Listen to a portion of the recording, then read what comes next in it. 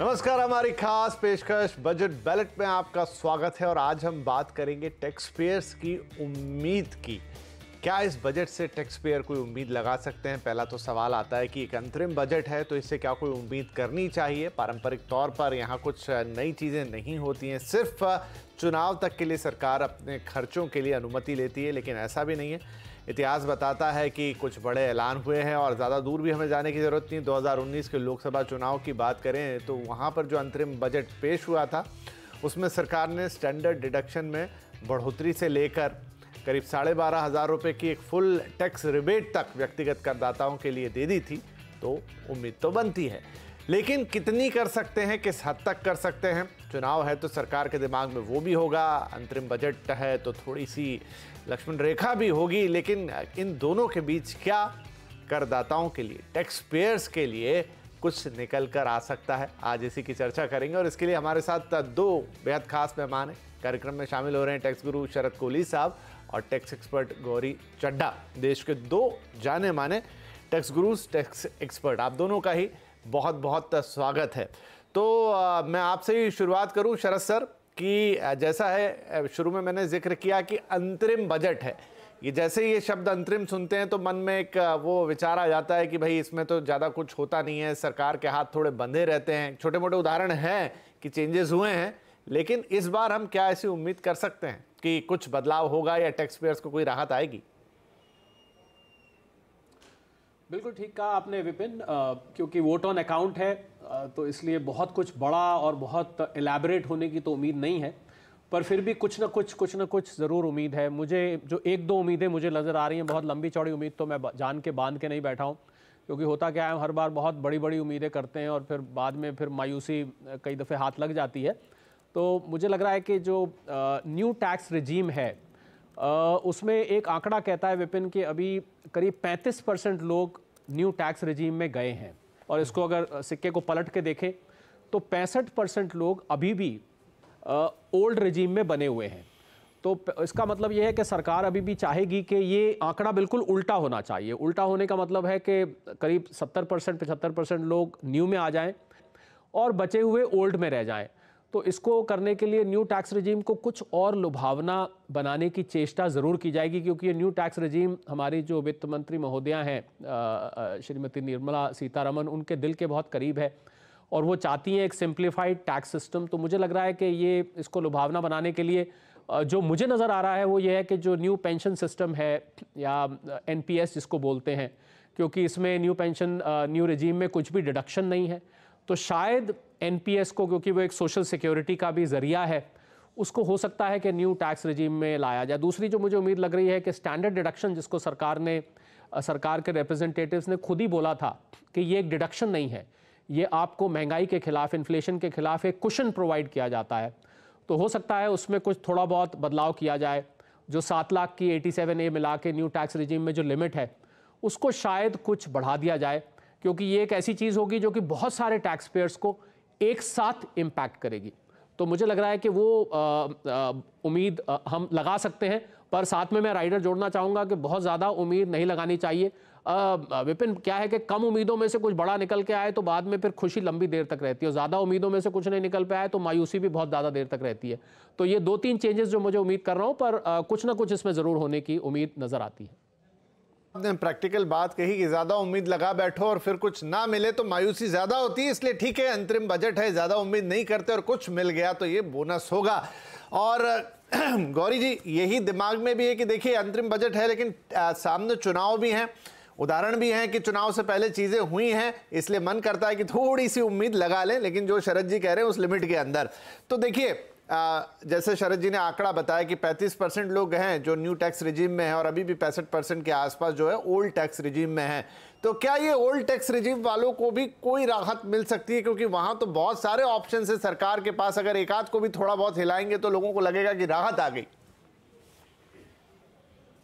जी विपिन, देखिए मेरा अनुमान ये है कि जो हमारी सरकार है वो ये चाहती है कि ये जो ओल्ड रिजीम है इसको अल्टीमेटली फेज आउट करके ख़त्म कर दिया जाए।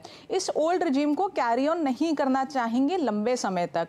इसका सबसे बड़ा रीज़न ये है कि दो रिजीम की वजह से जो टैक्स पेयर्स हैं उनके मन में बहुत कन्फ्यूजन है। हालांकि अब इसको थोड़ा समय भी हो गया है, फिर भी लोगों को अभी कन्फ्यूजन है कि कौन सी रिजीम लें, उसमें क्या मिलेगा क्या नहीं मिलेगा।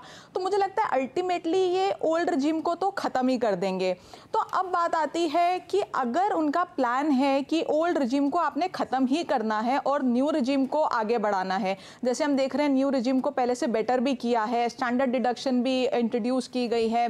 तो अगर ओल्ड रिजीम को ख़त्म करना है तो उसमें अगर कोई चेंजेस किए जाते हैं तो उसका मुझे लगता है सेंस थोड़ा कम बनेगा। तो ओल्ड रिजीम से अगर ज्यादा उम्मीदें ना रखी जाएं तो ही बेहतर है। न्यू गौरी जी, बस मेरा तो इतना था कि क्योंकि चुनाव सामने हैं, तो अब देखिए वो जब चेंज होगी तब होगी, जब बदलाव होंगे तब होंगे। लेकिन अभी तो जो फौरी चीज है वो है कि चुनाव में, और सरकार देती आई है, राहत देती है, हर किसी को थोड़ा तो राहत देना चाहेगी। तो उस लिहाज से मेरा प्रश्न था, तो क्या उम्मीद लगाएं? नहीं, तो उस लिहाज से भी आप न्यू रिजीम में तो उम्मीद लगा सकते हैं, लेकिन ओल्ड में जो मैं समझाना चाह रही हूँ कि ओल्ड में आप उम्मीद ना लगाएं, क्योंकि ओल्ड को ख़त्म करने का प्लान मेरे हिसाब से है सरकार का। अगर ओल्ड को ख़त्म ही करना है तो उसमें जो डिडक्शन है उसको बढ़ाने का कोई सेंस नहीं बनेगा।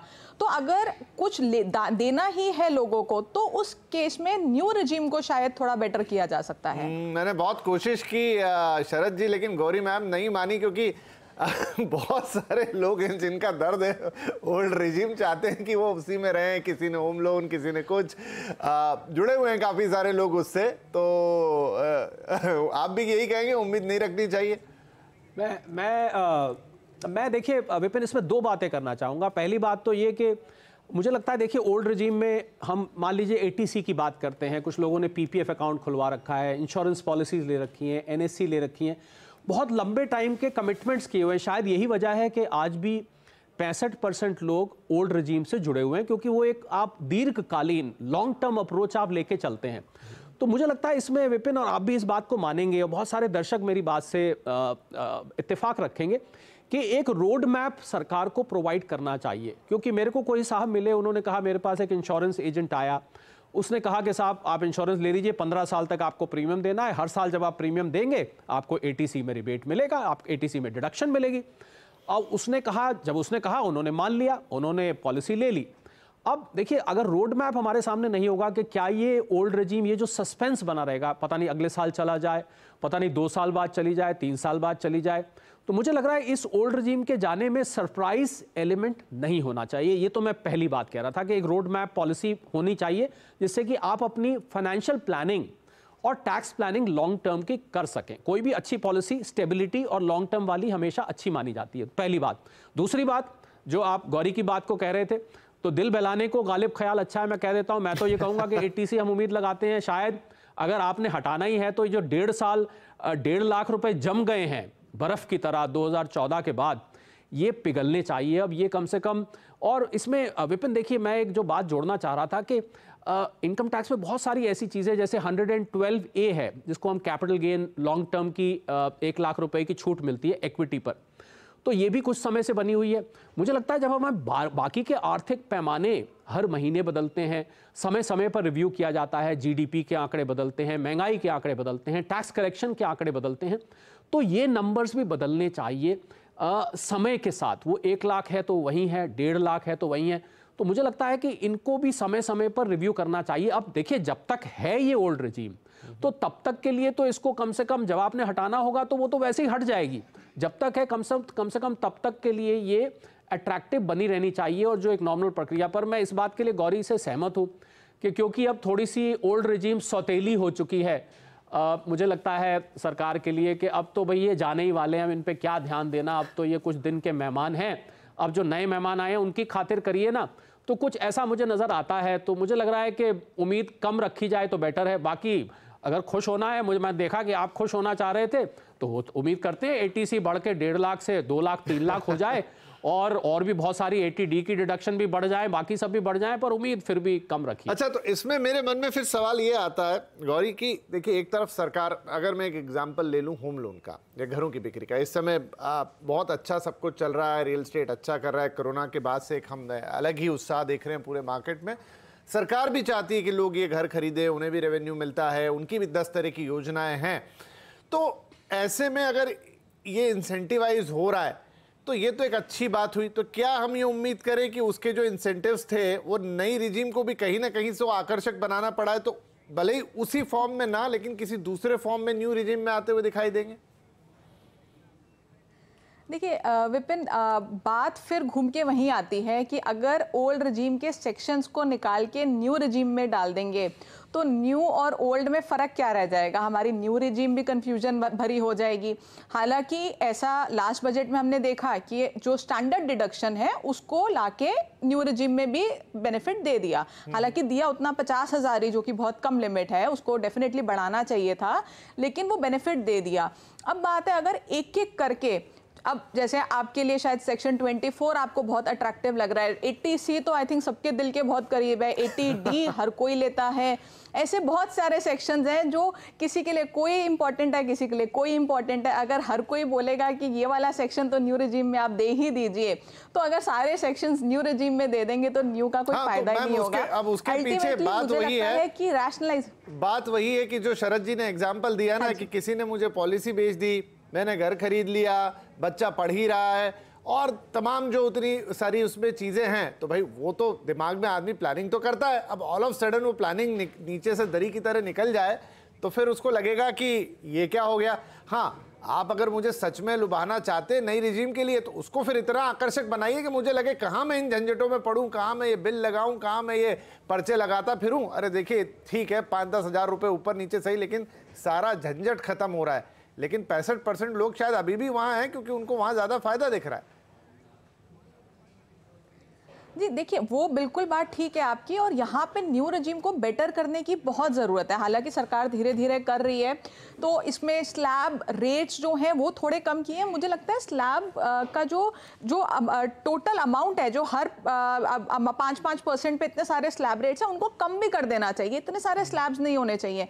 टैक्स पेयर्स उसमें भी कंफ्यूज होते हैं, तो उसको थोड़ा कम कर दें, या एक एवरेज रेट जैसे, हालांकि मुझे लगता है वो बहुत ही बड़ी मांग होगी और नियर टू इम्पॉसिबल है कि जैसे कंपनीज और पार्टनरशिप फर्म्स और एलएलपी में एक फिक्स रेट होता है, वैसा कोई रेट ले लें, और वो रेट इतना कम हो, एक एवरेज हो कि आपको कुछ कैलकुलेशन ही ना करनी पड़े। उससे आपका इंडिविजुअल टैक्सेशन बहुत इजी हो जाएगा। हालांकि मेरे हिसाब से ये बहुत मुश्किल है, लेकिन हाँ, स्लैब्स को कम किया जा सकता है। अभी बहुत सारे स्लैब्स हैं न्यू रिजीम में, तो बहुत ही ज्यादा है। इनको कम कर देंगे तो आई थिंक आधी परेशानी तो वहीं दूर हो जाएगी।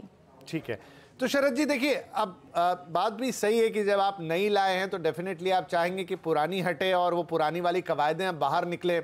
नई को आकर्षक बनाना है तो ठीक है, उसके लिए कुछ उपाय किए जाएंगे, लोगों की आदतें शायद बदले। लेकिन फॉर एग्जांपल, अब अभी हमने रियल एस्टेट की बात की, अब मैं बात कर रहा हूँ लाइफस्टाइल और हेल्थ की, जो कि बड़ा इंपॉर्टेंट हो चला। आप आजकल सब लोग हेल्थ इंश्योरेंस लेने लगे हैं, चाहते ना चाहते हुए भी बीमारियों का या लाइफस्टाइल डिजीजेस का दायरा बड़ा हो गया है, कैंसर भी फैल रहा है, तमाम चीज़ें।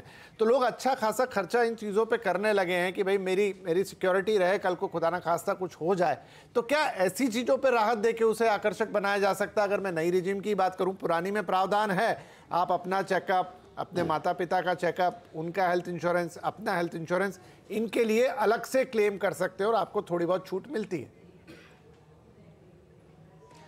बिल्कुल विपिन, एक इंग्लिश में वर्ड होता है लिटरल।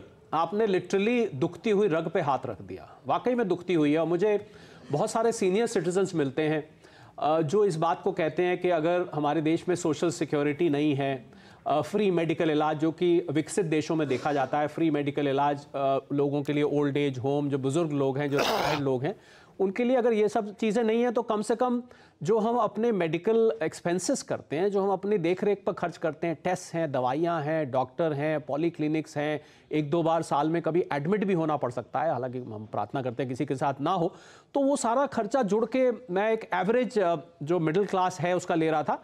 बुजुर्ग जो आदमी 65-70 साल के हैं, उनका जुड़ के वो 1-1.5 लाख रुपए, बड़ी मामूली सी आजकल बात है, बहुत महंगा हो गया इलाज और दवाइयाँ हॉस्पिटल में एडमिशन्स, और जो आपको 80D जो कि मेडिकल का रिलीफ देता है, उसमें लिमिट, अगर आप इंश्योरेंस पॉलिसी ली हुई है, आपने मेडिक्लेम टाइप कुछ लिया हुआ है तो 25,000 है, पर अगर आपके पास वो नहीं है तो 50,000 रुपए तक का आप उसको क्लेम कर सकते हैं। तो इसको तो उल्टा बढ़ाए जाने की जरूरत है। तो मुझे लग रहा है कहीं पर ये जो न्यू रेजीम है थोड़ी सी बेरहमी भी दिखाती है, क्योंकि ये 80D में को भी छोड़ देना, सब चीज़ों को छोड़ देना, जहां एक तरफ सिंप्लीफिकेशन है। पर एक बात मैं विपिन जो जोड़ना चाहूंगा, जो गौरी ने भी शुरू में जिसको टच किया था, कि ये दोनों रिजीम्स का साथ साथ रहना ये कुछ हद तक टैक्स को थोड़ा सा कॉम्प्लिकेट करता है, क्योंकि लोग यहां जाएं या वहां जाएं, एक तो पहले सबसे बड़ा कंफ्यूजन ये खड़ा हो जाता है कि ये स्कीम लें कि फिर न्यू रेजीम लें कि ओल्ड लें। एक पहले अपने आप में ये एक धर्म संकट खड़ा हो जाता है। फिर आप कैलकुलेशन करते हैं, हालांकि आयकर विभाग ने इसका कैलकुलेटर डाला हुआ है, पर जब आप उनको छोड़ते हैं ना, ये 80D को 80C को छोड़ के, ऐसा लगता है जब बहुत साल किसी कॉलेज में पढ़े, बहुत दोस्त साथ रहे और अचानक अब पास आउट का दिन आ गया, अब उनको छोड़ के जाना पड़ रहा है, तो दिल में एक चीज़ सी मचती है। मुझे लगता है ऐसी एक चीज़ मचती है कि हाय अब ये 80C चला गया, 80D चला गया, मेरा हाउसिंग लोन का क्या होगा। हालांकि मुझे ये न्यू रेजीम फायदेमंद दिखाई दे रही है, पर ये सब चीज़ें तो मैंने तो एक इमोशनल अटैचमेंट भी इनसे हो जाता है। और विपिन, जो बहुत इंपॉर्टेंट बात है कि सेविंग्स एक अच्छी आदत है, और अगर टैक्स की वजह से हमने आज इतना बचाया, हमारे जो बुजुर्ग लोग हैं, मैं वापस बुजुर्गों की बात पे आ रहा हूं, हमारे बुजुर्ग लोग आज अगर सुकून का जीवन जी रहे हैं, उनके पास 1-1.5-2 करोड़ रुपया है, उनकी मंथली इनकम आती है, तो उनसे जब हम बात करते हैं वो ये कहते हैं ये जोड़ना हमारा इसलिए हुआ क्योंकि 80C हम आज से नहीं 20-25 साल से हम इंश्योरेंस पॉलिसी ली थी, हमने PPF अकाउंट खुलवाया था, हमने PF इतना कटवाया था क्योंकि हमें टैक्स की छूट मिलती थी, हमने NSCs ली थी क्योंकि टैक्स की छूट मिलती थी। इसीलिए थोड़ा थोड़ा बूंद बूंद करके घड़ा भर गया, और आज 1.5-2 करोड़ रुपए मेरे पास हैं, तो मुझे 50-60-70 हज़ार रुपए की आमदनी महीने की आती है। तो मुझे लग रहा है कि सेविंग एक अच्छी आदत है ऐसी जगह में जहां सोशल सिक्योरिटी नहीं है। तो अगर टैक्स उसका कारण बनता है सेविंग्स का, मुझे लगता है उसमें कोई हर्ज नहीं है। इसको डिलिनिएट करना के साथ सेविंग एक अलग चीज है, टैक्स बचाना एक अलग चीज है, तो आप दोनों को जोड़ के मत देखिए, बहुत समय लगेगा। Old habits die hard Vipin, ये मैं आपको यकीन से कह सकता हूं। नहीं, सही है। अच्छा उदाहरण दिया आपने कि कुछ चीजें हैं जो बड़ी प्रैक्टिकल हैं लाइफ में, और वो क्या उतनी तेजी से बदल जाएंगी, क्या सरकार की इसमें एक अपनी मंशा होगी, अपना एक थॉट प्रोसेस होगा। कुछ लोग जैसा 35% भी कम नहीं होते जो उधर जुड़े हैं, तो उसके पीछे भी कोई रीज़न होंगे। बहरहाल यहाँ एक छोटा ब्रेक लेते हैं। ब्रेक के बाद एक और अहम सवाल रहेगा कि ये तो अंतरिम बजट है, लेकिन इसके बाद 3-1 महीने बाद नया बजट, एक मतलब फुल बजट भी आएगा जब नई सरकार बन जाएगी। तो क्या दोनों में कोई कोरिलेशन, मतलब अगर कुछ चीज़ें यहाँ पूरी नहीं हुई तो क्या वहाँ देख सकते हैं या फिर नहीं, जो मिलेगा यही मिलेगा, क्योंकि ठीक चुनाव के पहले का भी है। तो एक छोटा ब्रेक के बाद बातचीत जारी रहेगी।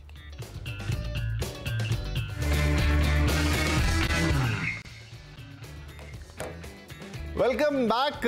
तो बजट स्पेशल में हम बात कर रहे हैं टैक्स पेयर की उम्मीदों की, लेकिन ब्रेक में मैंने सोचा कि एक सवाल तो मेरे मन में था, लेकिन मैंने सोचा कि टैक्स पेयर तो जो उम्मीद लगाते हैं वो लगाते हैं, लेकिन जो टैक्स पेयर्स की मदद करते हैं, यानी हमारे टैक्स एक्सपर्ट, क्या वो भी कुछ उम्मीद लगाते हैं? तो अब यही पूछ लेते हैं गौरी जी से और शरद जी से कि उनकी क्या उम्मीदें हैं। वो भी कहीं ना कहीं टैक्स पेयर्स हैं, और साथ में हम जैसे टैक्स पेयर्स की और आप जैसे टैक्स पेयर्स की मदद भी करते हैं, उनको रास्ता दिखाते हैं, तो उनकी उम्मीदों का अपना महत्व होगा। गौरी जी, आपसे शुरू करता हूं, क्या उम्मीद आपकी है बजट से?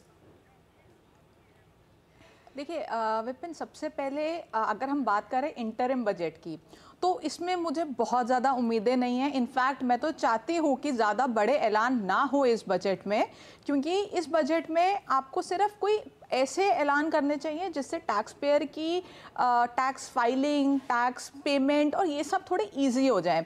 फॉर एग्जांपल, जब हम रिटर्न भरते हैं, बिलेटेड रिटर्न भरते हैं, पहले उसका समय 31 मार्च हुआ करता था, अब उसको घटा के 31 दिसंबर कर दिया गया है।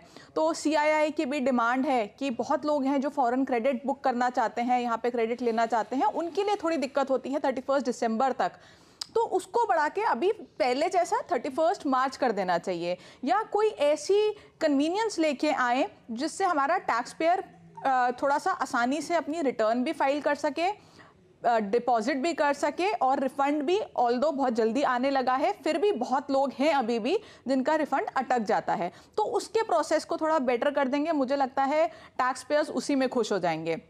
उसके बाद आता है हमारा फाइनल बजट। फाइनल बजट की उम्मीदों की लिस्ट बहुत लंबी है, समय शायद कम होगा, तो मैं एक अपनी जो सबसे मेजर मेरी एक उम्मीद है उस बजट से, मैं वो बता देती हूँ। वो सबसे जो आपके CNBC के व्यूअर्स हैं वो सबसे ज़्यादा रिलेट भी कर पाएंगे उसके साथ, वो है जो 1 लाख की आपको एग्जेम्पशन मिलती है LTCG पे। ये मुझे लगता है कहीं ना कहीं बहुत कम अमाउंट है। आज भी जब हम प्रॉफिट बुक करते हैं long term capital gain equity का, तो वो समय याद आता है जब कोई टैक्स नहीं देना पड़ता था और अब आपको 1 लाख के ऊपर 10% का टैक्स देना पड़ता है। तो यहाँ पे इंडेक्सेशन भी नहीं मिल रही है 1 लाख का। अब वो ग्रैंडफादरिंग की भी अगर बात करें तो समय हो गया। तो अगर हम अभी रिसेंट परचेज 2-3 साल की है, उस केस में बहुत टैक्स बन जाएगा किसी भी टैक्स पेयर का। तो यहाँ पे डेफिनेटली कुछ इंप्रूवमेंट की ज़रूरत है। या तो 1 लाख को बढ़ाएं या इंडेक्सेशन या ऐसा कुछ फीचर इसमें लेके आए जिससे टैक्स की जो लायबिलिटी है इक्विटी से वो कम हो जाए। तौर पे वो जो निवेश करते हैं शेयर बाजार में और अन्य ऐसी चीज़ों में, उनके लिए वाकई एक थोड़ा सा दुखता सा पॉइंट है कि वहाँ पर सरकार ज़रूर कुछ करे, या तो लिमिट बढ़ाए या जैसा आपने कहा इंडेक्सेशन की व्यवस्था वहाँ अगर मिले तो थोड़ी राहत आए। और ये काफ़ी पुरानी मांग भी रही है। देखें इस बजट या कंप्लीट बजट में पूरी होती है कि नहीं होती है, लेकिन सिंप्लीफिकेशन ऑफ टैक्स सिस्टम शायद हो जाए। शरद जी, आपकी उम्मीद? मुझे लगता है विपिन, मैं गौरी से बिल्कुल थोड़ी सी अलग बात करना चाहूँगा। मुझे लगता है कि ये, और मैं पॉलिटिकली करेक्ट बात करना चाहूँगा, मुझे लगता है कि अगर कुछ रिलीफ देना है तो वो आपको परसों देखने को मिल जाएगा। मतलब अगर आपको कुछ रिलीफ के फॉर्म में आएगा, और फिर जो जुलाई में बजट आएगा वो उसको रैशनलाइज करने का बजट आएगा, क्योंकि उस समय सरकार, जो भी सरकार होगी वो पावर में होगी। उसको पता है हम 5 साल के लिए हैं, तो हम ऐसा काम करें कि हमारा एक 5 साल का रोड मैप रहे। और जो कोई बड़ा रिलीफ, जो पार्टी वाला, जो आप शुरू में बात कर रहे थे, अब मैं आ जाता हूं हकीकत पे, वो आपको शायद परसों देखने को मिल सकता है। क्योंकि अगर मैं पॉलिटिकली करेक्ट स्टेटमेंट दूं तो दूसरा जो उम्मीद सबसे बड़ी मुझे नजर आती है, क्योंकि देखिए आपने न्यू रेजिम में सिंप्लीफिकेशन किया, वो सिंप्लीफिकेशन ज्यादातर मैंने देखा विपिन के वो सैलरी वालों को ज्यादा उसका असर दिखाई दिया। अब इनकम के तो और भी सोर्सेस हैं, बिजनेस प्रोफेशन है, कैपिटल गेन है। तो मैं कैपिटल गेन पे ही रुक के, अगर, हालांकि मेरी तो उम्मीदों की लिस्ट बहुत लंबी है, हज़ारों ख्वाहिशें, ऐसी बहुत लंबी लिस्ट है, पर मुझे जो नज़र आता है कि कैपिटल गेन में ये जो पीरियड है अलग अलग, 1 साल है इक्विटी के लिए, 3 साल है बाकी के एसेट्स के लिए, 2 साल है प्रॉपर्टी के लिए, मुझे लगता है ये सिस्टम को और कॉम्प्लिकेट करता है। जो सरकार का जो लक्ष्य है इसको सिंप्लीफाई करना, कहीं 1 साल, कहीं 2 साल, कहीं 3 साल, ये रैशनलाइज होकर मुझे लगता है इसको 1 साल या 1.5 साल पर आकर फ्रीज कर देना चाहिए। किसी भी तरीके का एसेट हो, आपके लिए जो लॉन्ग टर्म होल्डिंग लिमिट है वो एक फिक्स पीरियड होना चाहिए, एक ही पीरियड होना चाहिए। एसेट क्लास कोई भी हो, मकान हो, इक्विटी शेयर्स हो, डेट फंड्स हो, कोई और एसेट हो, एक ही तरीके से चलना चाहिए। मुझे लग रहा है यहाँ रैशनलाइज करके बहुत आसान हो जाएगा कैपिटल गेन कैलकुलेट करना। ये जो शॉर्ट टर्म STCG LTCG के बीच में लोग घूमते रहते हैं, देखो भाई किस तरीके का एसेट है, इस पे कितना पीरियड के लिए होल्ड करना था, लोग कंफ्यूज होकर गलती भी कर बैठते हैं। तो मुझे उम्मीद, मैं ये उम्मीद करके बैठूंगा, मुझे देखिए विपिन पूरी होगी नहीं होगी ये मुझे थोड़ी कम उम्मीद है, पर मेरी, आपने क्योंकि मुझसे पूछा है, तो अगर मैं होता तो मैं इसको ज़रूर करता कि मैं इसको रैशनलाइज कर देता। बाकी उम्मीदों की फहरिस्त तो विपिन बहुत लंबी है, पर परसों को जो बजट आएगा मुझे लग रहा है क्योंकि वो बजट आपको कुछ रिलीफ देने वाला हो सकता है, और जो अगला बजट होगा वो आपको एक रोड मैप पॉलिसी के तौर पर बताएगा कि सरकार का 5 साल का एजेंडा क्या है और ये इनकम टैक्स लॉ को कहां ले जाना चाहते हैं। जी, तो काफ़ी उम्मीदें रहेंगी बजट से, खास तौर से टैक्स पेयर्स की, क्योंकि बात सही है कि ये इलेक्शन के ठीक पहले का बजट है और उसके बाद जो बजट होगा वहाँ सरकार चाहेगी रिफॉर्म्स को आगे बढ़ाए। लेकिन जो गौरी की उम्मीद है कि simplification of tax system, LTCG की भी बात की, और यहाँ पर शरद जी हमें थोड़ी उम्मीद दे रहे हैं कि शायद यहाँ कुछ सुनने को मिल जाए, और फिर long term capital gain tax और ये जो अलग अलग एसेट क्लास पे लगते हैं उनको भी सिंप्लीफाई किया जाए, और छोटी छोटी बहुत सारी उम्मीदें। वैसे शायद जो टैक्स पेयर चाहता है वो चाहता है कि हम सरकार को ईमानदारी से टैक्स देना चाहते हैं, क्योंकि देश के काम आता है, लेकिन हमारा भी थोड़ा सा हुजूर इसमें ख्याल रखिए, क्योंकि महंगाई और तमाम दूसरे खर्चे, स्वास्थ्य और ये सब चीज़ें, और कुछ अरमान छोटे छोटे सबके पास हैं, उन्हें पूरा करने के लिए पैसों की ज़रूरत होती है, और उसी कमाई से वो पैसे थोड़े से अगर टैक्स के माध्यम से बच जाए तो क्या बात है। बहुत शुक्रिया गौरी और शरद सर, आप दोनों का, आपने वक्त निकाला, और हम उम्मीद करते हैं कि ये हमारी जो छोटी छोटी उम्मीदें हैं इनमें से कुछ उम्मीदें भी पूरी हो गई, तो क्या बात है। नमस्कार।